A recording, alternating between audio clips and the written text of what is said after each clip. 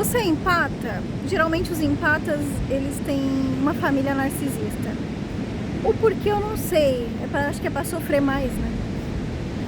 Eu aprendi que eu era empata uns anos atrás com o curso da Camila, não lembro o sobrenome dela agora. Mas eu estava num momento da minha vida que eu estava sofrendo demais no meu trabalho, porque eu sempre senti bastante as energias ao meu redor.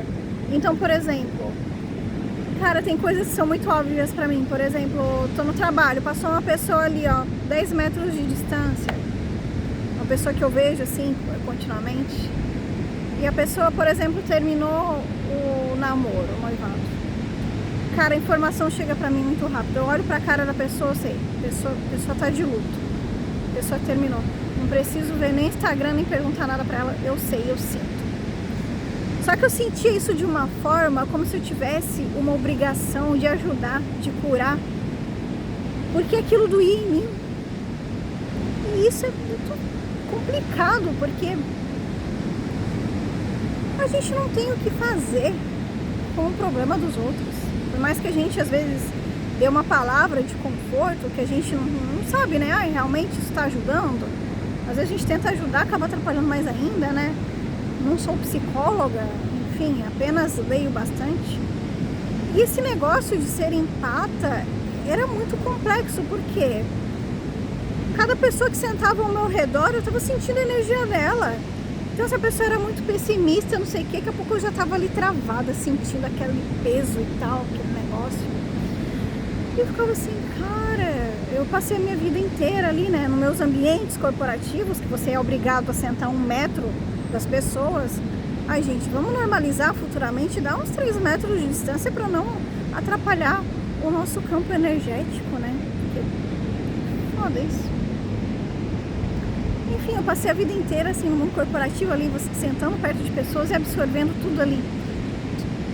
Tudo que estava ali nos pensamentos delas, nos sentimentos, e chegava no final do dia, eu estava drenada de uma forma, nossa, assim, que acabava com a minha energia, acabava totalmente. E chegou ali 2021, no meu trabalho, eu sentava do lado de um rapaz que a esposa dele teve um problema muito sério, muito sério, muito sério. E a irmã dele também trabalhava lá com a gente, então eram os dois. Eles iam trabalhar, eles abriam a porta, eu já sentia aquele peso, aquela angústia, aquela vontade de chorar, e eu ficava assim o tempo inteiro. E eu ficava, meu Deus, eu preciso ajudar eles, e o que eu faço? E assim, eu não conseguia mais me concentrar, porque eu me sentia numa obrigação de ajudá-los. E eu não sabia o que fazer, porque eu ficava assim, meu Deus, eu não sei nem o que falar mais. Tudo que eu tinha que falar para ajudar eles, fazer oração, fiz até um grupo de oração. E eu não saía daquele sentimento de obrigação de ter que ajudar, porque doía em mim. Ser empata é sentir a dor do outro na sua totalidade. É um negócio assim que é muito tenso. Ele chegava, eu sentia vontade de chorar junto. Só de falar me dá vontade de chorar também.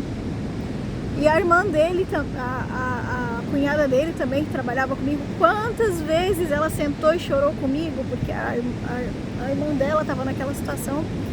E, cara, eu senti a dor dela, como eu sinto até hoje quando eu oro, porque só quem é empata sente isso. A pessoa pode estar longe e você está sentindo. A pessoa está triste lá. Ah, sei lá, igual um dia eu tava no hospital, vi uma menina chorando lá, não sei nem o que aconteceu. Eu já tava sentindo a dor dela, gente. E o problema é que o empata, ele se coloca no lugar de eu preciso resolver isso. Eu preciso, mas eu vou resolver como? Como que eu vou resolver uma coisa que não está sob meu controle? E nesse curso que eu fiz, né, da Camila, que ela fez várias meditações ali com os empatas, ali eu aprendi o seguinte: ok, a gente tem esse conhecimento, né? A gente tem a informação, porque tudo é informação nesse planeta. A gente tem informação que a outra pessoa está se sentindo dessa forma. Mas se coloque no seu lugar, que você não tem a obrigação de resolver nada. A partir do momento que eu aprendi isso, tudo na minha vida mudou. tudo. Por quê? Até quando a minha mãe estava doente com câncer, eu me sentia na obrigação de eu ter que salvar minha mãe. E eu lia muito, eu fazia várias comidas diferentes, eu fazia de tudo e eu rezava. E, enfim, eu assistia o Hélio Couto e por mais que a gente saiba que tudo é energia, que a gente cria a doença, que a gente descria, eu não consegui salvar a minha mãe. Então, depois disso, eu tive que refletir muito e pensar que nem tudo está sob meu controle. Aqui acaba o meu limite. Eu não tenho como resolver nada que é do outro. Eu não tenho essa obrigação com o outro. A gente tem que ajudar? Ok. A gente tem que falar coisas boas? Ok. A gente tem que dar o exemplo? Tem. Mas, até aqui, meus amigos. Até aqui. E acabou. Porque senão a gente vai sofrer e vai adoecer junto. Eu a vida inteira observei o meu pai com narcisismo, transtorno bipolar e não sei o que. Eu quis entender o porquê disso. E hoje eu entendo que são obsessores. Só que por mais que eu continue estudando, né, sobre isso, porque esse tema me perseguiu, então eu acho assim que, tá, esse negócio me persegue, ok, eu vou continuar estudando, mas sem a obrigação de salvar ninguém. A gente não pode salvar ninguém que não queira ser salvo. Se você empata, tira essa obrigação de querer salvar todo mundo. Porque eu queria salvar todo mundo. Por mais que eu ainda queira que o meu pai fique bem, eu não tenho mais essa obrigação. Eu estou ali estudando para entender como os obsessores trabalham para eles não atingirem a minha vida. Porque eu sei que eles estão ali dentro de casa. Então, assim, eu estou fazendo a minha parte, mas eu não posso fazer a parte do meu pai, que é levantar a bunda do sofá, que é varrer o quintal, que é arrumar a bagunça interna para depois arrumar a bagunça externa. Eu não posso. Porque às vezes a gente fala uma coisa para a pessoa, fala 1, 2, 3, 4, 5 vezes e no fim você só se desgastou. Porque aquela outra pessoa não quer mudar. Porque a tristeza, a depressão vira vício. Vira vício, eu não tô falando de brincadeira não, tem estudos, isso é comprovado cientificamente, tá? Quando a gente tá triste, a gente manda uma substância ali pra nossa amígdala que fica dentro do cérebro e isso vai criando um circuito sem fim. Se você não aprender que você tem que sair disso, sair desse ciclo, você vai ficar ali repetindo toda a vida. Porque vira viciante pro cérebro viver na tristeza. Então, eu aprendi e hoje eu tenho consciência de que eu não estou aqui para salvar ninguém. Por mais que estou aqui fazendo esse vídeo, querendo te ajudar, porque tem pessoas que, assim como eu, estão buscando. Eu todo dia estou procurando aprender algo novo. Todo dia eu estou buscando aprender. Só que a função do empata, a gente vai muito além, a gente sente a dor do outro. Se eu ver uma pessoa ali, ontem eu passei por um acidente de trânsito, cara, eu de longe eu já senti, deu merda. Eu não precisei nem chegar muito perto. Quando eu cheguei perto eu vi uma pessoa ali num saco, cara.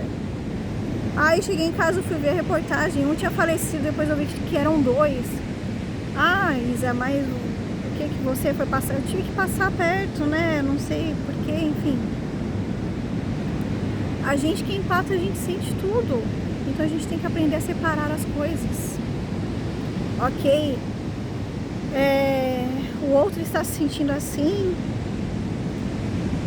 eu vou tentar ajudá-lo, mas sem absorver a dor do outro. O que é dele fica com ele, o que é meu fica comigo e pronto.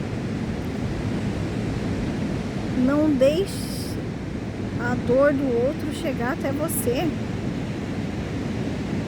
Você não vai estar sendo ruim. Eu achava que eu estaria sendo ruim se eu não sentisse a dor do outro, mas não. A gente tem que separar as coisas, senão a gente adoece. E se a gente adoecer, a gente não ajuda ninguém. Você tem que estar bem para ajudar os outros. E é assim que funciona. A outra pessoa está ali precisando de um abraço, você vai abraçar. Você vai dar a sua melhor palavra. Você vai fazer a oração sim. mas sem sentir o seu campo energético pesado, sem se esgotar, sem drenar sua energia, porque se você deixar os outros drenarem sua energia, não, eles não vão estar fazendo isso propositalmente, né? Alguns, os narcisistas sim, você vai adoecer e não vai conseguir ajudar a si mesmo, e ninguém vai vir te salvar. Então você que empata, você tem que centralizar e dizer: isso que eu estou sentindo não é meu, isso é do outro, isso não me pertence, eu vou ajudar o outro até onde eu conseguir,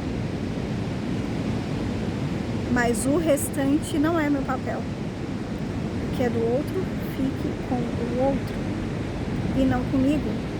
E assim vocês vão parar de se sentir pesados, principalmente em ambiente corporativo, pois a gente que empata sofre muito nesses ambientes.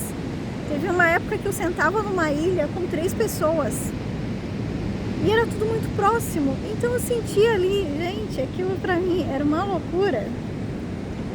Uma loucura, porque, cara, quanto mais gente tem ao meu redor, mais confusa fica a minha cabeça, meu campo energético. E eu preciso disso aqui, ó. Estar sozinha para eu conseguir escutar meus pensamentos. E por mais que eu gosto de trabalhar no mundo corporativo, sempre gostei do que eu fazia, trabalhar com muitas pessoas, e principalmente pessoas disfuncionais, me deixava num estado de angústia tão grande que muitas vezes eu que acabava ficando com problemas. Então saiba separar, meus amigos, o que é de vocês e o que é do outro. Não deixe a sua energia esgotar por conta disso. Se você empata, a gente tem que viver mais assim, ó, sozinho às vezes. E absorver só o que é bom. Deixa o do outro com o outro.